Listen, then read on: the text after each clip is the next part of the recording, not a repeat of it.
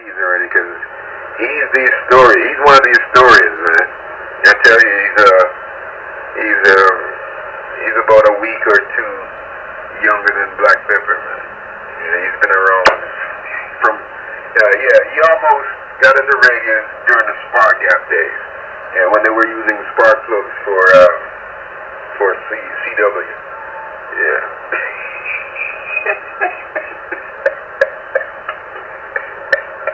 Anyway, don't tell him I said that, over. Yeah, okay, I won't, I will not. That is awful comical. Sure on this end. And thank you so very much. Did you send that to Bob,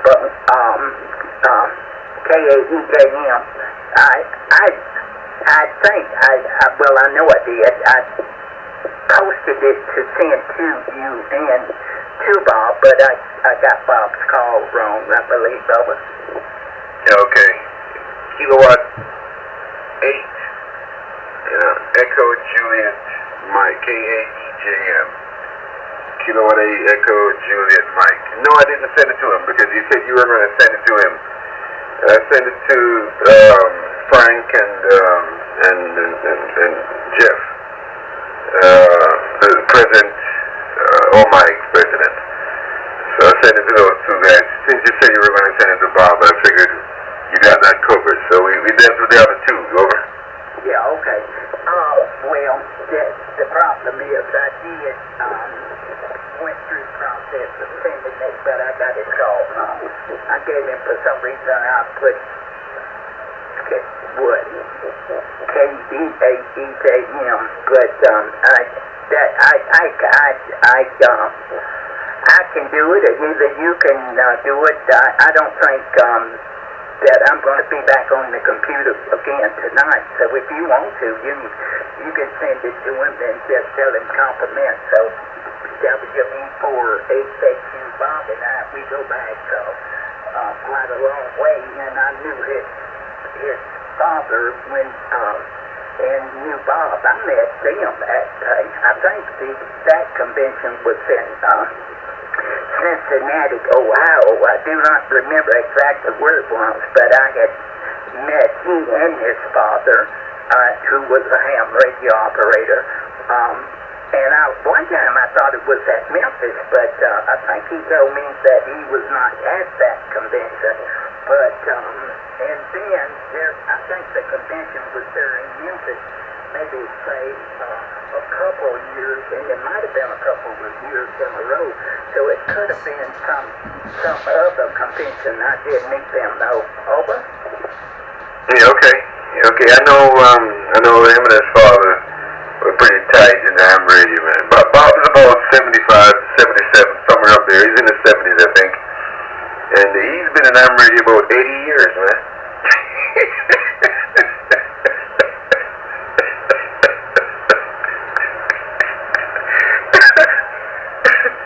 Yeah, Max, he's in his high 70s, man.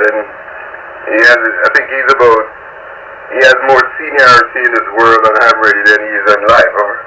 Oh, yeah. Bob is, we spoke the other day. I think Bob told me he was 80, that he was 80. And, he's been around for a long time as a ham radio operator. And you're exactly right. He probably got in before he was 10 years old, Lover. Oh, absolutely. I met him probably twice. I met him at a rendezvous in Pooler, Georgia a couple of years ago. And I was I don't remember exactly where I was, but anyway, I was there with some fellas talking. And he busted in the room and introduced himself. So, he said he's looking for so-and-so, which is my call sign. He mentioned my call and name. But he didn't know me, and I wasn't wearing any badges or any of those marquees or billboards. I wasn't wearing anything like that. Anyway, he was in here for about 5 or 10 minutes chatting with me and the other guys until somebody bumped him and said, "Hey man, that's the guy you're looking for."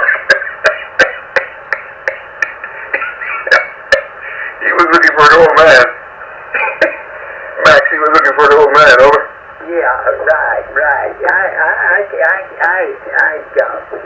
Well, why would he have been looking for an old man there? If he knew your call, he had heard you, and what would make him to have been looking for an old man?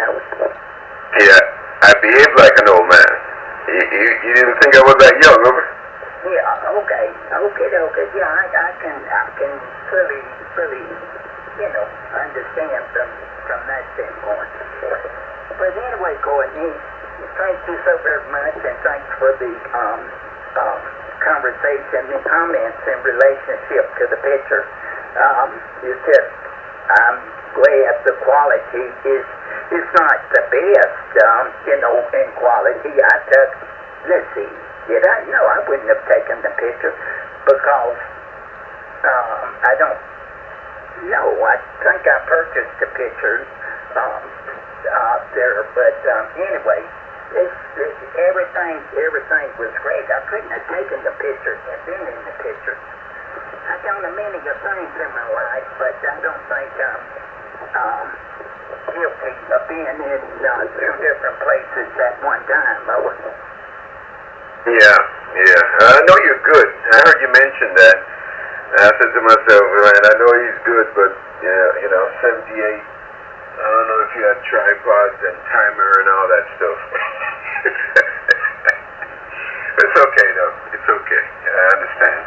No problem, man. I certainly do appreciate it. And, we look forward to it. And I want to send it to him because I got the picture up at the moment, so I'll just go ahead and forward it to him. He should be delighted to see it because, these people were, mentors. Well, his father is a mentor, but he's familiar with most of these call signs. So, he's basically their age or older now. So, you probably find a bit of fun. Anyway, take care, sir. Have a good evening. Thanks for the shout and the chat. And look forward to the next time. Whiskey Baker 4 Hotel United. KC2MIB.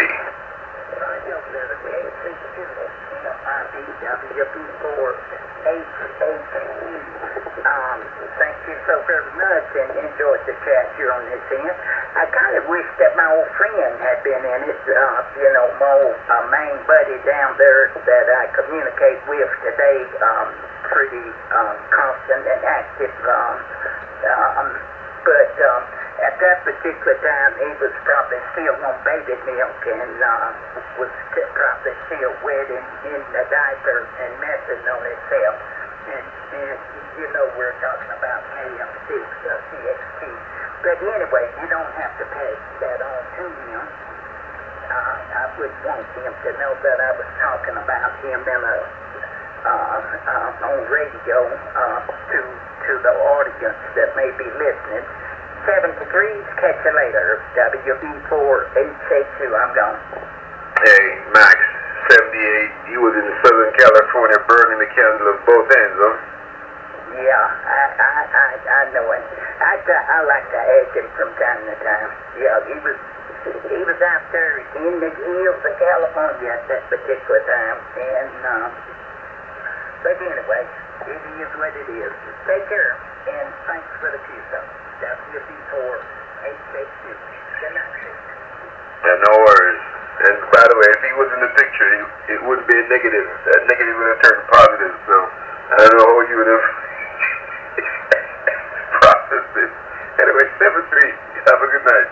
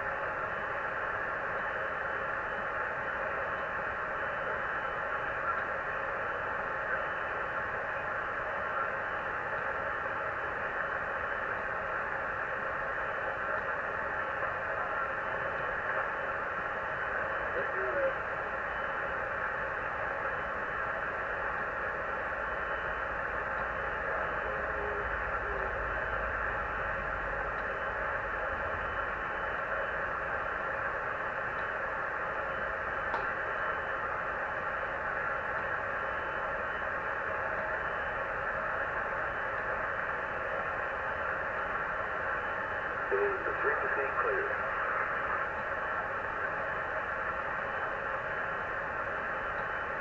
good evening, Jeff. KC2MIB.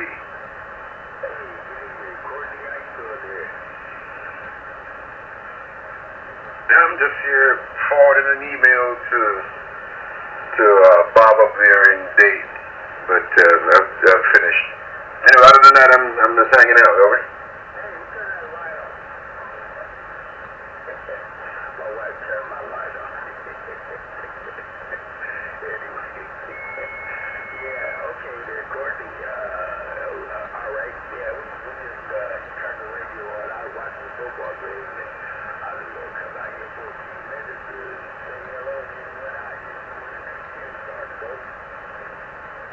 Yeah, okay. I see the Lions and the Bucks.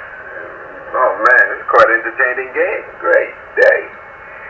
Fine business. Hey, listen, if she turned the light off, man, no worries, man. You can, your tubes will illuminate the shack. Over.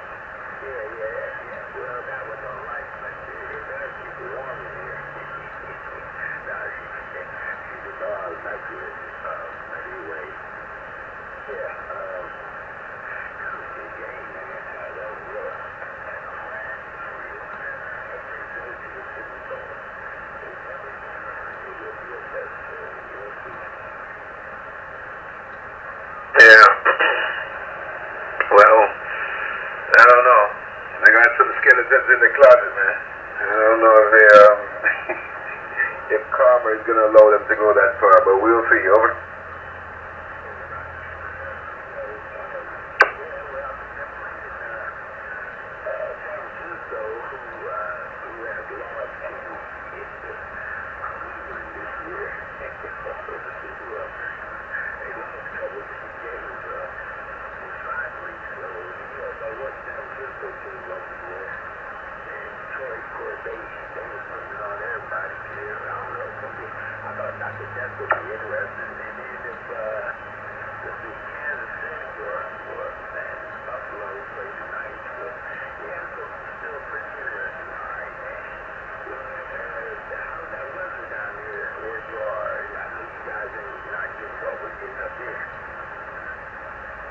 It's 74 degrees in my house, man. That's my weather. Over. Right, just 74 in the house, right? I got mine down on about 72. And like this about probably about 19 degrees outside, so that's not too bad. Yeah, we can handle this stuff, man. We're so used to it. It doesn't really phase us anymore. Hey, Jeff, do you live outside?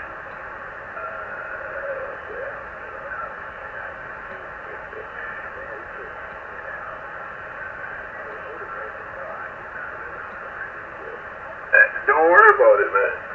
It's winter. It's doing what it's supposed to do.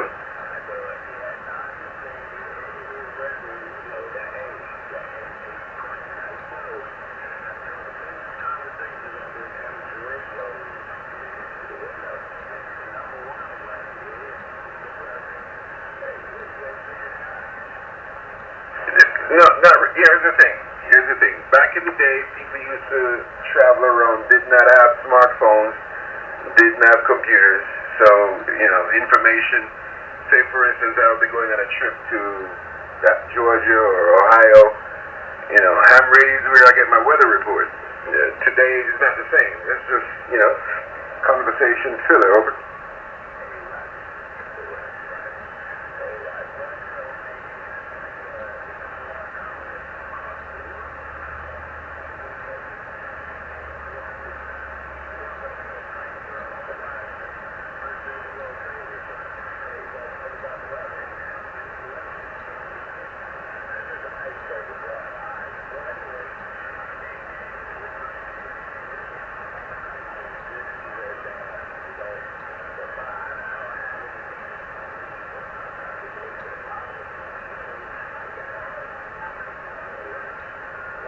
I trust you do, man. Yeah, I call it Eskimo training. You guys, at least a month of every year, you guys go through Eskimo training. So I do hope you have all your tools and your gear, and, you know, your sled and your dogs. Anyway, take it easy, Jeff. Top of the evening to you. Hope all stays well. And we'll catch you further, man. I might go down the band, or actually, you know what? I haven't been on 20 meters this year, so I'll make this year my 20-meter debut. Take care, fellas. JC 2MIB.